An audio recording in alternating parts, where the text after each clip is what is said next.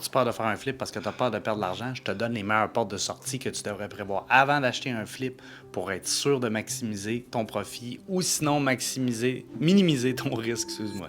Évidemment, tout ce qu'on veut quand on fait un flip, c'est vendre à profit. Fait que ta première porte de sortie, ça devrait être de vendre à profit, évidemment. Fait que tu calcules ton prix par rapport à ça. Mais assure-toi aussi d'avoir un autre porte de sortie. Surtout quand tu prends un prêt privé, je parle souvent des prêts privés, moi j'aime ça, j'en prends sur tous mes flips, mais j'ai toujours des portes de sortie parce que si ça se vend pas, oh my god, ça coûte cher par mois.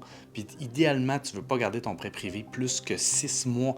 Fait que assure-toi d'avoir un plan de refinancement pour ta propriété. Si jamais tu es mal pris puis tu n'arrives pas à la vendre, c'est toujours ça que je fais. J'ai un plan de refinancement, c'est-à-dire que si je laisse la maison à vendre, ça fait 3-4 mois qu'elle est à vendre, elle bouge pas. Qu'est-ce que je fais numéro 1? C'est que je vais baisser le prix.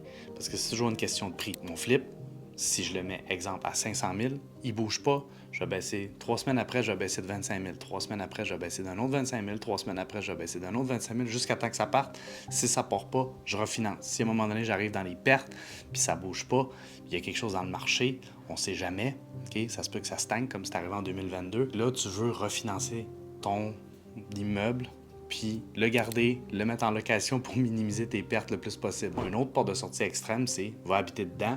Mais là, évidemment, ça, c'est le dernier plan parce que des fois, tu as déjà une maison, des fois, tu as déjà quelque chose, c'est peut-être pas dans un secteur que tu veux aller. Utilise cette porte de sortie-là possible au cas que ça aille vraiment mal.